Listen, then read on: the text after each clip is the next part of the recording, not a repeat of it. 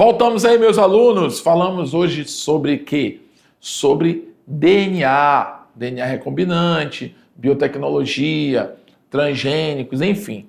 Estamos viajando aí na questão da manipulação do DNA.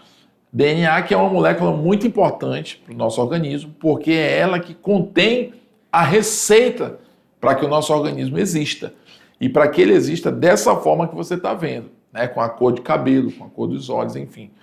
Toda a receita para formar o seu organismo do jeito que ele é, ela está contida no DNA. Através do quê? Dos genes. Vamos lá para a nossa revisão. Joga na tela essa aula 30.2.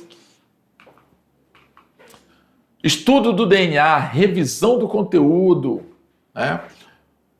Bom, pessoal, só para te lembrar, DNA, ele quer dizer isso aqui, tá, pessoal? Adenosina. Oh, eu estou confundindo aqui com ATP. Mas vamos lá, vou corrigir aqui para tu. É ácido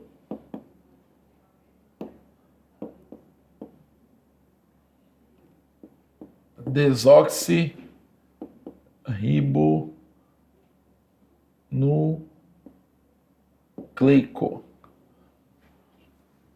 Ácido desoxirribonucleico, né? Aqui tem um Nzinho aqui que teria que ser maiúsculo, tá? Então, ácido desoxirribonucleico. Então, D de desóxido, N de nucleico e A de ácido, tá bom?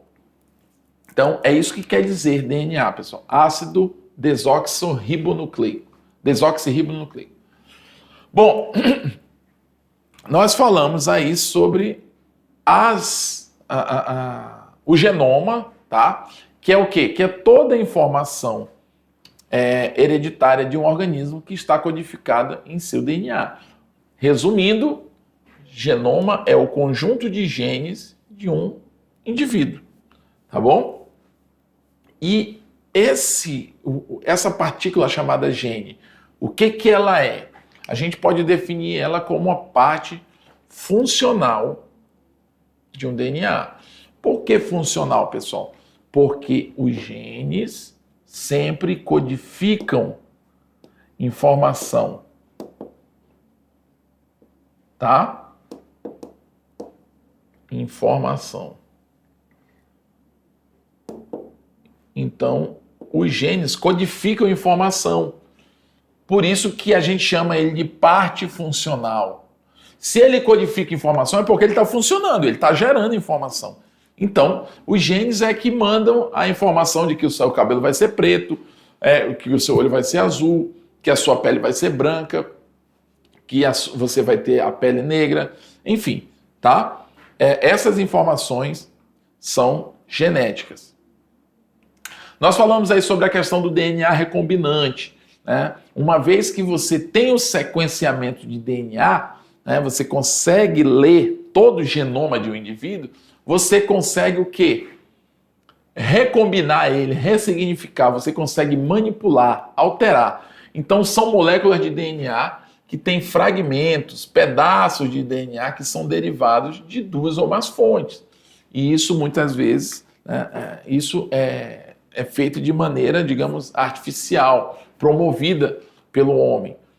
E transgênicos são organismos geneticamente modificados e geralmente estão muito associados à questão dos alimentos. Quando eu quero que um determinado alimento ele apresente uma característica que normalmente ele não tem, né? Isso eu estou promovendo um alimento transgênico, tá bom? Isso é muito importante, né, para que a gente, hoje em dia, então, né, a gente tem muito na nossa mesa comidas associadas, alimentos associados de material transgênico. Tá bom, pessoal? Então, basicamente, ainda tem a questão da biotecnologia, em que a gente usa mecanismos de seres vivos para propiciar situações para melhora de vida, né? Para melhora da qualidade de vida, tratamentos de doenças, como nós falamos do exemplo da diabetes, da própria vacina, né? Tem a questão da biotecnologia que também é usada nesses casos. Nós não citamos aqui na revisão, mas a biotecnologia também foi abordada na nossa aula, tá bom? Então agora nós vamos para a nossa atividade e em seguida eu volto para a gente responder junto. Bora lá.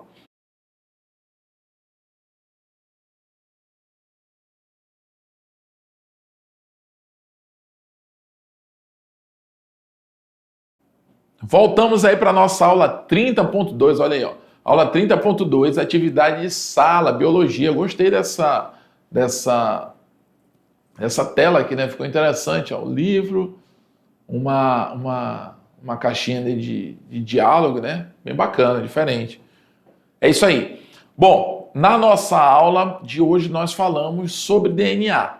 Lembra que eu falei na revisão, eu falei que o DNA significa o quê? Fala aí para mim. Se você souber o que significa a sigla DNA, baseado no que eu falei ainda há pouco na nossa revisão, eu vou te dar um bombom. Não sei como, mas eu vou te dar, né? Ácido desoxirribonucleico. A de ácido, D de desoxirribo e N de nucleico, tá bom? Então, essa molécula é uma das moléculas mais importantes do nosso organismo. Por quê? Porque é através dela que o teu organismo existe. É ela que contém as informações que vão dar origem ao teu organismo, ou que deram origem ao teu organismo. Ah, como assim? Tipo assim, se pegar o teu DNA e fizerem uma pessoa a partir dele, essa pessoa vai ser idêntica a você. É um clone, por isso que a gente chama, é um clone, é algo igual. Por isso que faz o clone a partir do DNA. Porque só você tem o DNA que você tem. Eu quero dizer assim, as suas características estão contidas no DNA que só você tem, ok? Então vamos lá. Vamos para a nossa atividade. Põe na tela, atividade de sala.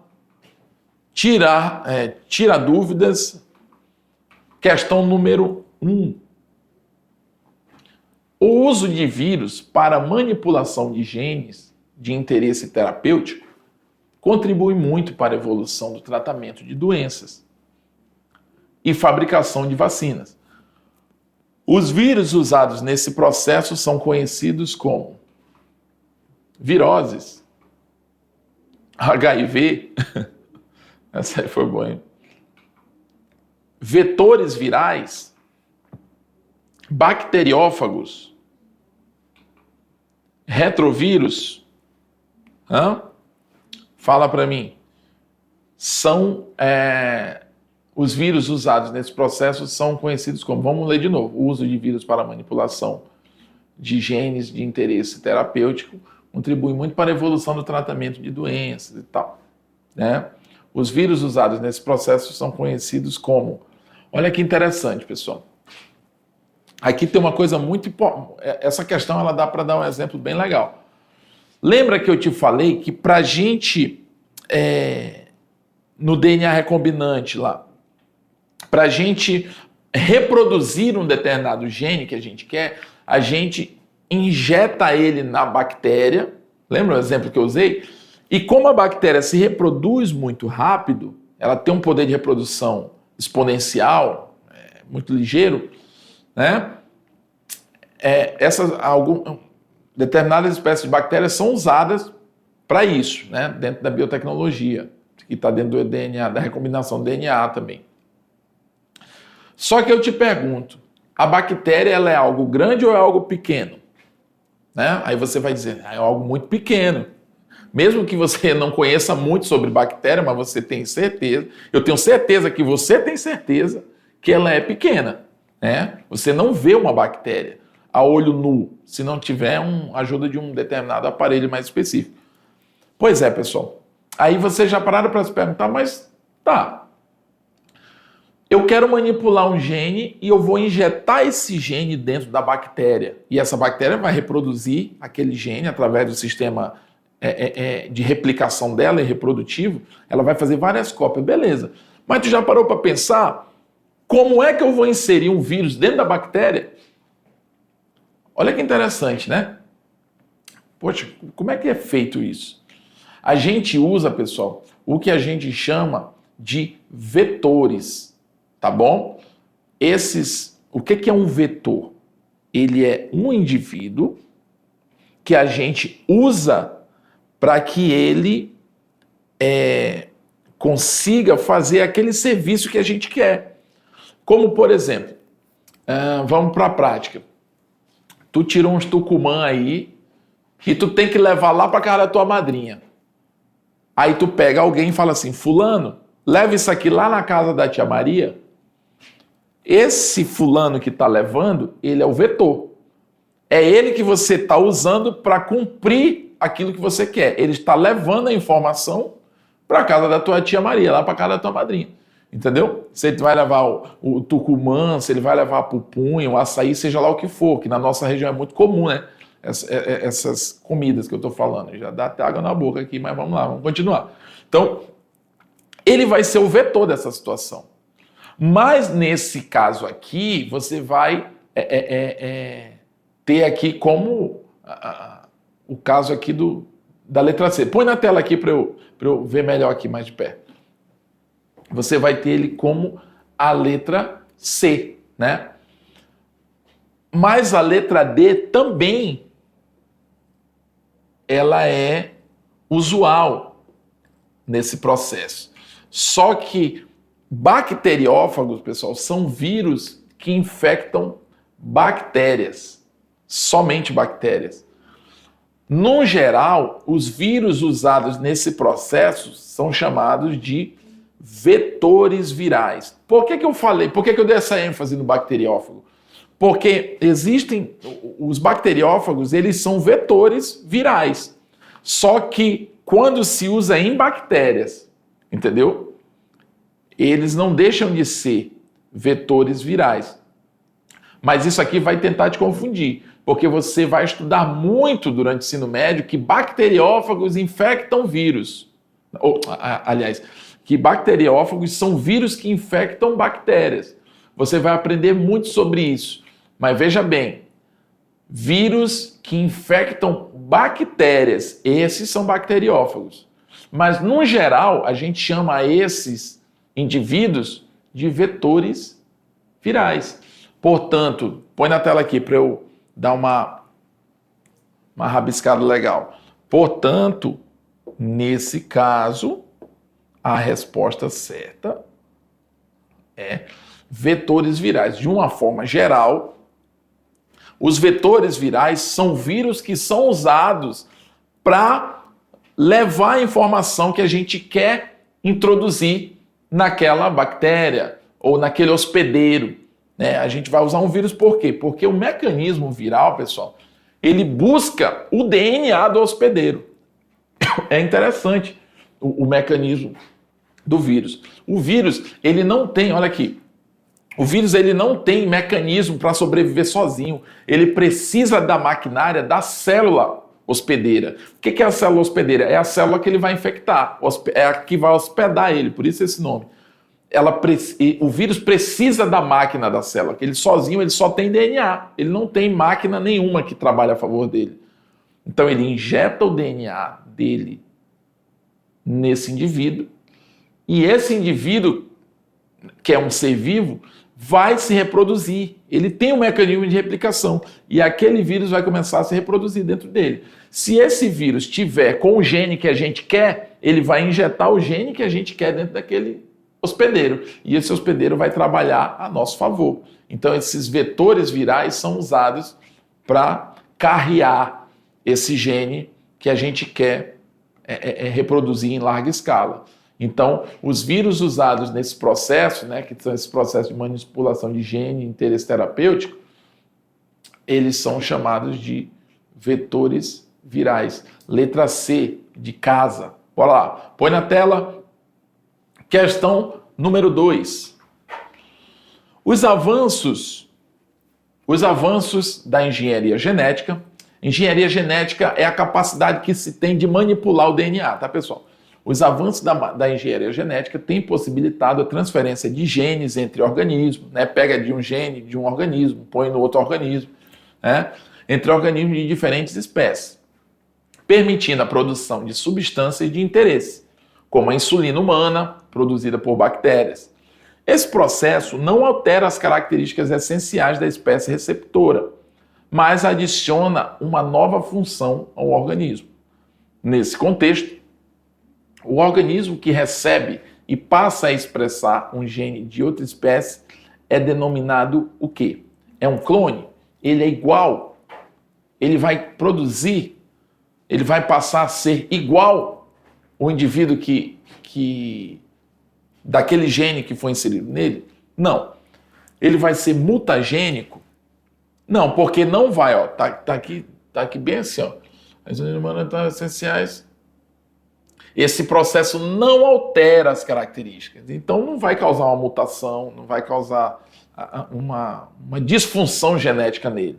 Alterar esse ponto de mudar, mutação vem de mudança, né? A mesma coisa é a C. A C seria a mesma coisa, mutante, ou seja, ele não causa uma mutação. O organismo recebe essa expressão, outra espécie é denominado. Seria parasitado o nome desse indivíduo? Não. Primeiro que parasitado, o parasita, pessoal, ele causa, dentro das relações biológicas, né?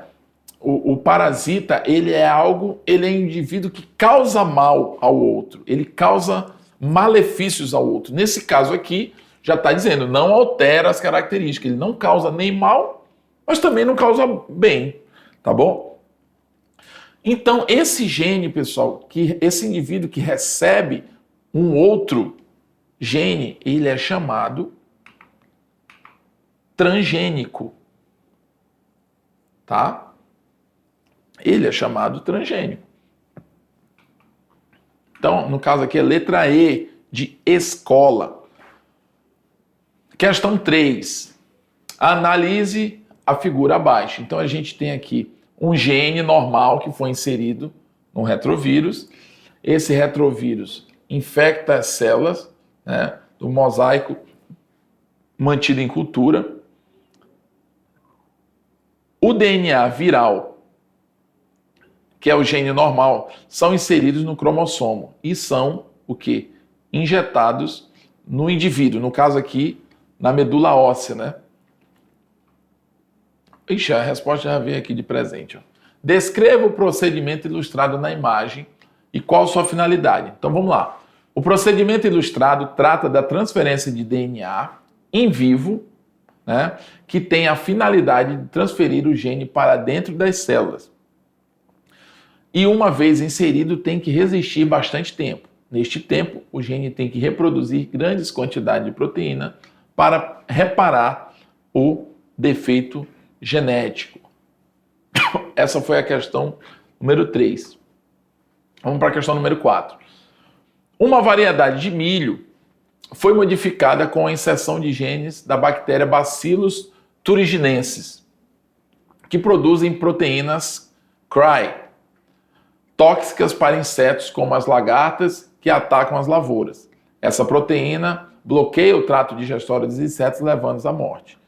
Em aves ou mamíferos que também se alimentam de milho, a proteína CRY são inativadas durante a digestão ácida, perdendo sua ação sobre esses animais.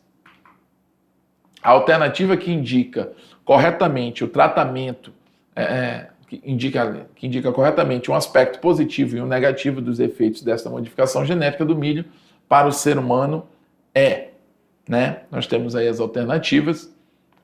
Devido ao tempo aqui, pessoal, eu vou já colocar aqui a resposta, tá bom? Então, os efeitos da modificação genética do milho, ela vai expressar as diferenças, né? Um aspecto positivo e um negativo é a letra E. O aspecto positivo, maior produtividade das lavouras de milho, né? Porque os insetos não vão atacar tanto.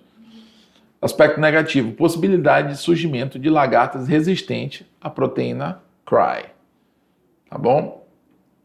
Quando você manipula, né? Quando você pode fazer com que aqueles organismos que se alimentavam daquela comida, eles criem resistência, Enfim, eles começam a se adaptar de uma outra forma àquela nova realidade. Questão 5. Define-se genoma como o conjunto de todo o material genético de uma espécie, que na maioria dos casos são as moléculas de DNA. Durante muito tempo especulou-se sobre a possível relação entre o tamanho do genoma, medido pelo número de pares de bases, o número de proteínas produzidas e a complexidade de organismo. As primeiras respostas começam a aparecer e já deixam claro que essa relação não existe, como mostra a tabela abaixo. Aí vem a questão. De acordo com as informações acima, o conjunto de genes de um organismo define o seu DNA. B. A produção de proteínas não está vinculada à molécula de DNA. C. O tratamento do genoma não é diretamente proporcional ao número de proteínas produzidas pelo organismo. D. Quanto mais complexo o organismo, maior o tamanho do seu genoma. E. Genoma com mais de 1 bilhão de pares de bases são encontrados apenas nos seres vertebrados. Resposta certa aqui, pessoal, é a letra C. Ok? O tamanho do genoma não é diretamente proporcional ao número de proteínas produzidas pelo organismo. Ok, galera? Passei um pouco aqui do tempo, né? Passei 1 minutinho, 2 já, mas resolvemos aí a nossa atividade. Eu te espero na próxima aula. Vamos lá.